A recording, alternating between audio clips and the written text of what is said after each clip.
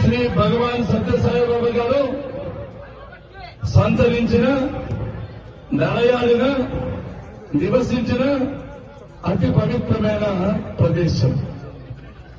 ఇక్కడ ఎమ్మెల్యే ఆదర్శవంతంగా ఉండాలి, నీతి నిజాయితీ ఉండాలి, ప్రజల క్షేమాన్ని కోరేవాడు, ప్రజల సంక్షేమాన్ని మిన్నగా భావించేవాడు, ఒక ఉన్నతమైన వ్యక్తి దీనికి ఎమ్మెల్యే ఉండాలి. ఈయన ఎమ్మెల్యే అయిన వెంటనే డబ్బు సంపాదించిన కోరికలు కలిగింది. ఎందుకంటే దాదాపు 1000 కోట్లు పైచలకు, ఇప్పుడు చూస్తే 1600 కోట్లు బ్యాంకులు ముంచేసిన వ్యక్తి మిమ్మల్ని ముంచేదని గ్యారెంటీ ఏముందని చెప్పి సందర్భంగా మీకు గుర్తు చేస్తుంది. మాకు అర్థమవుతోంది, అది బస్పాసుల అర్థం అని చెప్పి సందర్భంగా మీకు గుర్తు చేస్తున్నాం.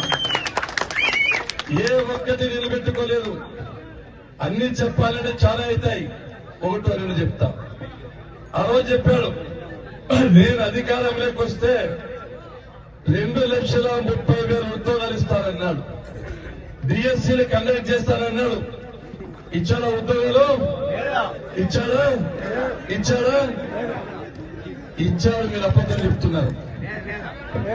ఇవ్వలేదా? మటన్ మార్కెట్లో ఇచ్చాడు, చేపల మార్కెట్లో ఇచ్చాడు, పెట్రోల్ బంకుల్లో కూడా ఇచ్చాడు, గ్యాస్ డీలర్లకు ఇచ్చాడు. చేసిన ఈ జగన్మోహన్ రెడ్డి ఎవరు క్షమించరు. ఈ తాగే వాళ్ళ రోజుల్లో ఆయన కొట్టుకెళ్ళిపోతారని చెప్పి సందర్భంగా మేము గుర్తు చేస్తున్నాం.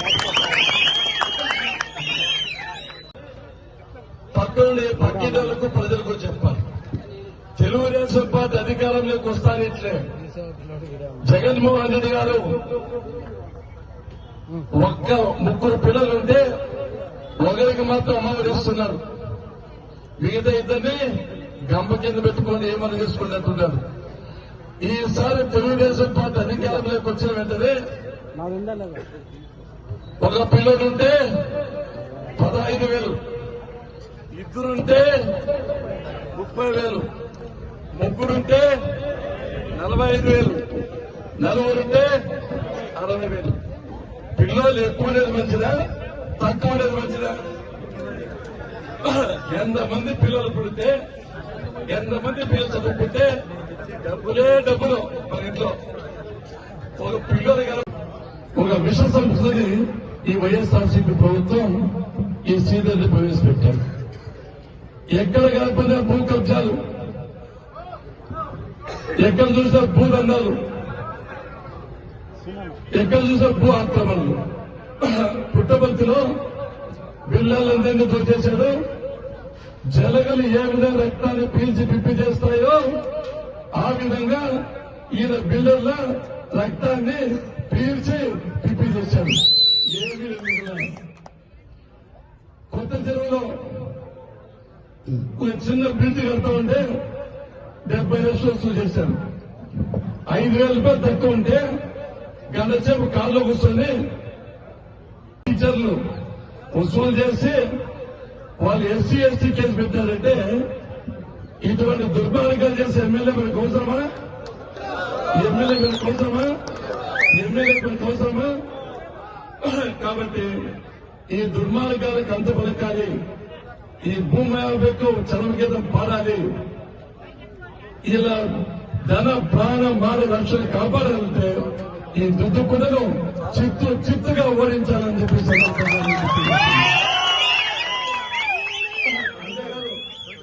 ఈ మధ్య మాట చెప్తున్నాడు, పల్లె రఘునాథ్ స్థానికుడు కాదు, నేను స్థానికుడు. పిల్లకాక్యం తెలిసి ఉండేది దెబ్బ.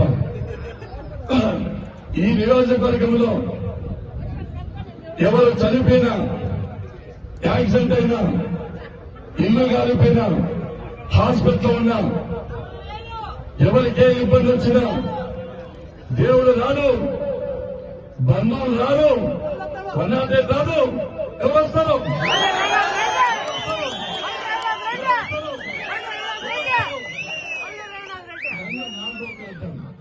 చిన్న పిల్లల నుంచి చనిపోయే వృద్ధుల వరకు పల్లె రఘునాథ్ తెలియని వాళ్ళు ఈ నియోజకవర్గంలో ఉండరని చెప్పి సందర్భం గుర్తిస్తుంది. చావులు చూశాను. ఇన్ని చావులు ఎవరు చూశారు? ఈ పత్రికలో 2 చూపించాం. 20,000 పెన్షన్లు ఇచ్చిన, 22,000 ఇల్లు ఇచ్చిన, 16,000 రేషన్ కార్డులు ఇచ్చాం, 11,000 లోన్లు ఇచ్చారు. అన్ని ఎంఆర్ఓ ఆఫీస్ లో, ఎండిఓ ఆఫీస్ లో, పోలీస్ స్టేషన్, లైబ్రరీ బిల్డింగ్, షాదీఖానాలు, జూనియర్ కాన్ బిల్డింగ్స్, హాస్టల్స్, అదేవిధంగా అన్ని కేజీబీలు, మోడల్ స్కూల్స్, అన్ని కన్స్ట్రక్షన్స్ మనమే. ఈ నియోజకవర్గంలో 6 మండలాలు ఉండే ఆర్ఎన్ బిరోడ్లు గారు 193 చెట్లు నింపుతాం, 193 చెట్లు నింపుతా అని చెప్పి ఉత్తర కుమార ప్రగల్భాలు పలుకుతున్నారు. వాస్తవంగా ఉంటుంది, అందరికీ ఉత్సాహం ఎక్కువైపోయింది. వాస్తవంగా ఆ 193 చెట్లకు ఇక్కడే ఎంఆర్ఓ ఆఫీస్ దగ్గర ఓటులు జడ్పీటీసీగా ఉన్నప్పుడు మనమే శంకుస్థాపన చేశాం. డిపిఆర్ 193 చెట్లు నింపుతారని చెప్పి అప్పటి ముఖ్యమంత్రి చంద్రబాబు నాయుడు బుక్కపట్నంలో మార్చి నెలలో 2018లో ప్రామిస్ చేశాడు. మనం అధికారంలోకి వచ్చింటే ఎప్పుడో నీరు వచ్చేటోది. అధికారంలో ఉన్నప్పుడు బుక్కపట్నం వచ్చేది 3 సార్లు నింపాం, మారాల డ్యాం 2 సార్లు నింపాం, చెర్లోపల్లి 2 సార్లు నింపాం, ఆ చుట్టుపక్కల 25 చెరువులు నింపాను. నింపుతా చెరువులు చెప్పి 2017-18 అపోజిషన్ చెప్పారు. 2019 అయిపోయా, 20 అయిపోయా, 25 అయిపోయా, 22 23 24లో నోటిఫికేషన్ వచ్చింది. ఇప్పుడు చెరువులు నింపుతారంటే మరి గొర్రెలా అడిగే తెలియలేదా? మరి చెరువు పూలు పెట్టుకున్నామా? ఒక్కసారి ఆలోచన చేయమని కోరుతున్నాం. మన అధికారులకు రావాలి. ఈ 193 చెట్లు నింపే శక్తి మనకే ఉందని చెప్పి ఈ సందర్భంగా 87% ఇచ్చారంట, నాకు టాప్ మార్క్ ఇచ్చారంట.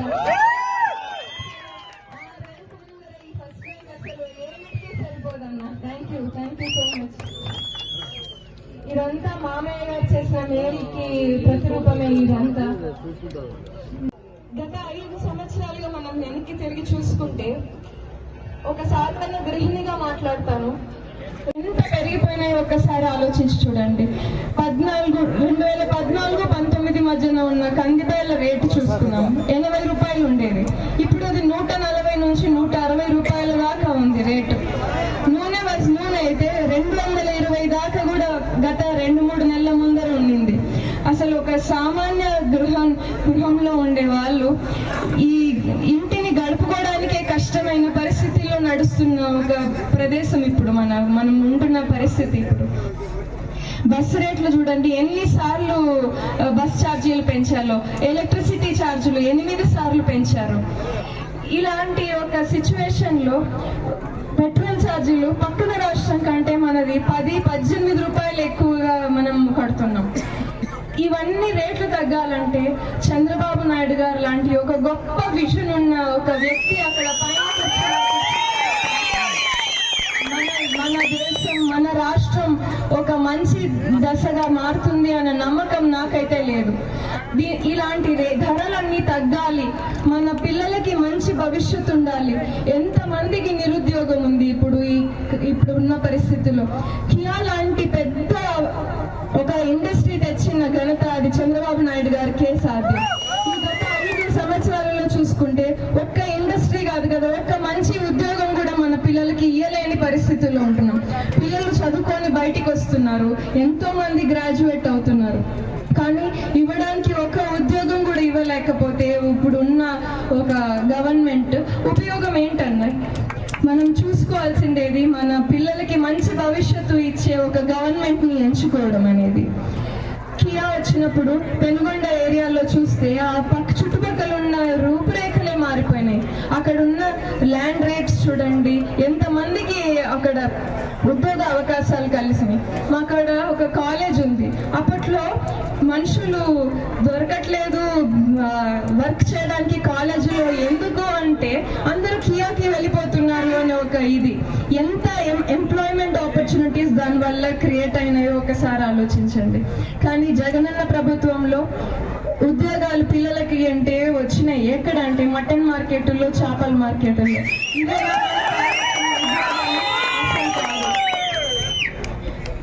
ఒకసారి ఆలోచించుకుంటే పిల్లలకి 15,000 రూపాయలు ప్రతి మహిళకి ఇస్తామని చెప్పారు, కానీ 4 విడతలుగా ఇస్తున్నారు. ప్రతి పేరెంట్ తన పిల్లోడు వెళ్ళి సచివాలయంలో 4 సార్లు తంబులు వేస్తే కూడా ఏదో ఒకటి చెప్పి సగం పైన అమౌంట్లు ఎగరగొట్టే పరిస్థితి ఇప్పుడు మనం చూస్తున్నాం. ఇక్కడ ఎవరు గెలిచాల్సిందే, సుందరమ్మ గెలిచాలి మనందరికీ. అప్పుడే మనకంటూ భవిష్యత్తు, మనకంటూ భవిత. ప్రతి ఒక్కరి ఇంటికి మళ్ళీ తిరిగేదానికి వస్తాము. మా ముందు ఉండండి, మాకు మంచి నేర్పించండి, చేయాల్సిన ప్రాబ్లమ్స్ చెప్పండి, మేము నోట్ చేసుకుంటాము. ప్రతిరోజు ప్రతి క్షణం 30 ఏళ్ళుగా నాయన ఎట్లయితే మీతో పాటు మమేకమై మీలో ఒక్కడై తిరిగాడో ఆ అదృష్టం మాకు రావడానికి ఈరోజు ఆ అదృష్టంగా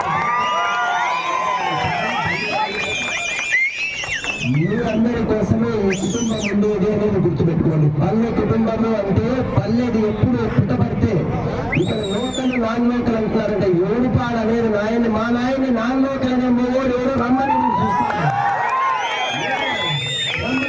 మా నాయన్ని కాదు, తన జీవితం అంతా ఇక్కడే గడిపాడు.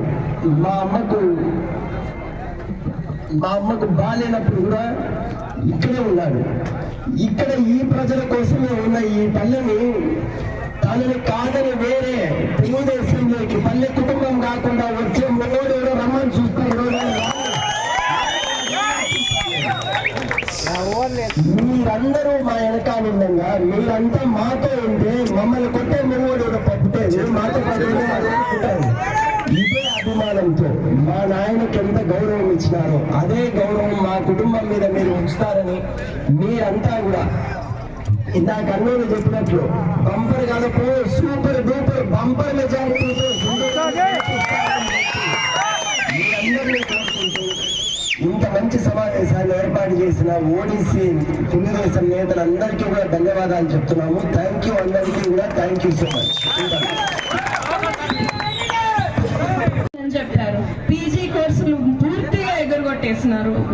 రియంబర్స్మెంట్ ఇవ్వడం కానీ, ఎలక్ట్రిసిటీ బిల్లులు చిన్న చిన్న ఇళ్లలో 200-300 రూపాయలు వచ్చే ఎలక్ట్రిసిటీ బిల్లులు ఇప్పుడు మనం 2,000-3,000 కట్టే పరిస్థితికి తీసుకొచ్చారు.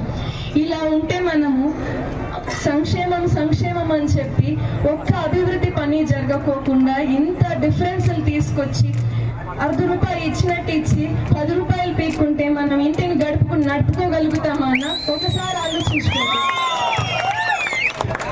ఇలాంటి ఒక రాతి యుగం నుంచి బంగారు యుగంలోకి తీసుకురావాలి అంటే కేవలం చంద్రబాబు నాయుడు గారు లాంటి గొప్ప విజనరీ అక్కడ పైన కూర్చోవాలి. లోకేష్ బాబు గారు లాంటి గొప్ప ఆలోచన ముందుకు అడిగేసే ఒక శక్తివంతుడు ఉంటేనేం తప్ప మన రాష్ట్రం ముందుకెళ్లే ప్రసక్తే లేదు. సూపర్ 6 పథకాలని చెప్పి చంద్రబాబు నాయుడు గారు, పవన్ కళ్యాణ్ గారు, మోదీ గారు కలిసికట్టుగా ఇప్పుడు ఒక పథకాల ఇప్పుడు తీసుకొస్తున్నారు. అవి ప్రతి ఇంటికి చాలా ఉపయోగకరమైనటివి. ప్రతి ఆడవాళ్ళకి ఫ్రీ బస్ సర్వీస్, ప్రతి ఇంటికి కొలాయి, ప్రతి రైతుకి 20,000 రూపాయల సంవత్సరానికి ఇస్తామని హామీ ఇస్తున్నారు. ఎంత ఉపయోగపడుతుందండి రైతులకి గత ప్రభుత్వంలో ఉన్న డ్రిప్ సబ్సిడీలు, స్ప్రింక్లర్ సబ్సిడీలు అన్ని తీసేశారు. రైతులు వైఎస్ఆర్ అంటేనే రైతులకి దాంట్లో పేర్లు రైతులకి ఏమన్నా మంచి జరుగుతుందా కదా ఒకసారి ఆలోచించండి. రైతులకి మంచి జరగలేదు, యువకులకి మంచి జరగలేదు, శ్రమికులకి మంచి జరగలేదు. ఎందుకంటే ఇట్లాంటి ప్రభుత్వం మనం ఎంచుకోవడం. మీరంతా గుర్తు పెట్టుకొని మే 13న ఏ గుర్తుకి ఓటేసి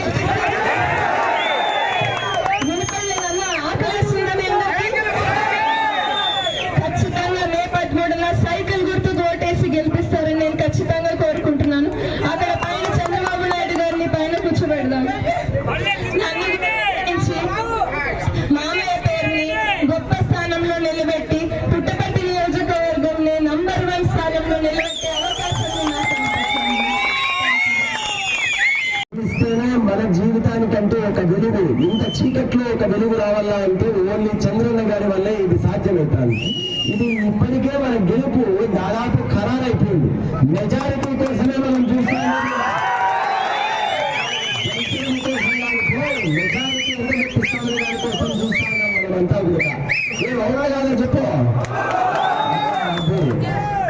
మనము ఎందుకు చెప్తానంటే, నేను 5 రోజుల నుంచి తిరుగుతా అంటే, ఒక్కొక్క ఊరు తిరుగుతా అంటే ప్రతి ఒక్కడు వైఎస్ఆర్ పార్టీ నుంచి వస్తాండే కార్యకర్తలు అక్కడి నుంచి ప్రేమతో, ఎంత మన మీద గౌరవంతో, ఎంత మన మీద నమ్మకంతో మన ఇంట్లోకి వచ్చేదానికి చూస్తున్నాడంటే, వాళ్ళందరికీ కూడా కొత్తగా మన పార్టీలోకి ఈ రోజు చేరబోతున్న కార్యకర్తలందరికీ కూడా పాదాలు అందరికీ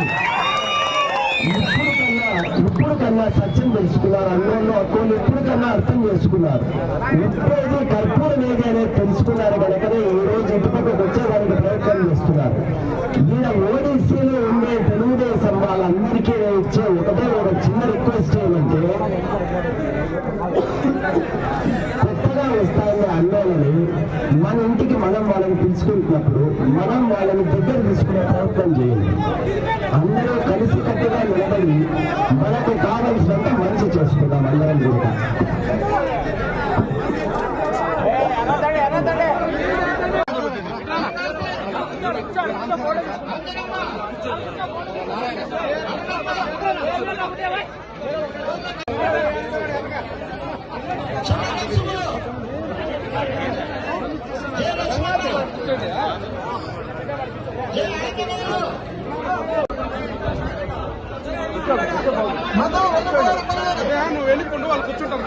మండల కేంద్రంలో సీనియర్ నాయకులు శ్రీ జయన్న గారు, శివశంకర్ రెడ్డి గారు, తోల నరసింహుల ఆధ్వర్యంలో దాదాపు 2,200 కుటుంబాలు తెలుగుదేశం పార్టీ మీద అభిమానం మీద గౌరవంతో నమ్మకంతో చేరినందుకు మనస్ఫూర్తిగా అందరినీ అభినందిస్తున్నాను. వాళ్ళ మనస్ఫూర్తిగా పార్టీలోకి ఆహ్వానిస్తున్నాను. 5 సంవత్సరాల జగన్మోహన్ రెడ్డి పాలనలో విసిగిపోయాము, అందరం ఇబ్బందులు పడ్డాము, కష్టాలు పాలయ్యాము, తెలియక తప్పు చేశాము, వైఎస్ఆర్సీపీ ఓటేశాము, అదే కష్టాలు మాకు వచ్చాయి. తెలుగుదేశం పార్టీకి రావాలి, చంద్రబాబు నాయుడు గారు ముఖ్యమంత్రి కింద ఈ పార్టీలో చేయదామని ముందుకు వచ్చారు. చంద్రబాబు నాయుడు గారు వస్తేనే పిల్లల భవిష్యత్తు బాగుంటుంది, ప్రజల యొక్క భవిష్యత్తు బాగుంటుంది, అన్ని విధాలు ఈ రాష్ట్రంలో మేలు జరుగుతుంది, పోలవరం ప్రాజెక్టు అమరావతి రాజధాని అందరికీ న్యాయం ఆలోచన చేత వచ్చారు. కాబట్టి రేట్లు తగ్గాలంటే, స్నాతకులను కాపాడాలంటే, ప్రజలకు భవిష్యత్తు బాగుండాలంటే ఈ తెలుగుదేశం పార్టీనే చేరుందామని చెప్పి ఇంతమంది చేరినందుకు మరొకసారి అభినందిస్తూ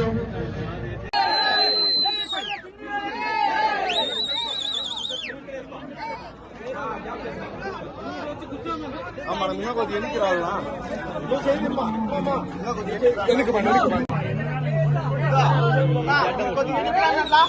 ఒకసారి రామనట్లా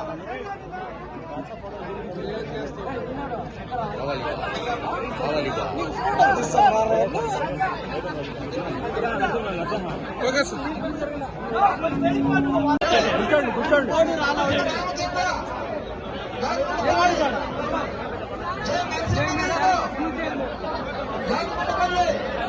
నీ ఒక్క ఫోటో కోసం 10 మంది వెళ్ళిపోయారు.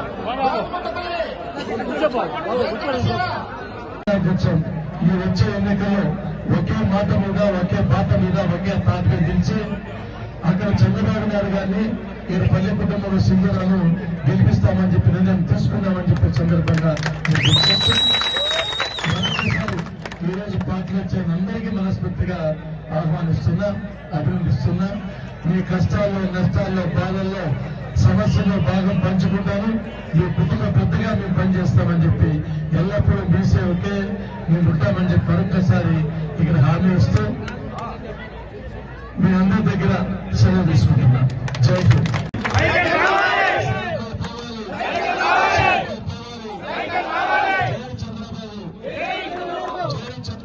జై పవన్ కళ్యాణ్.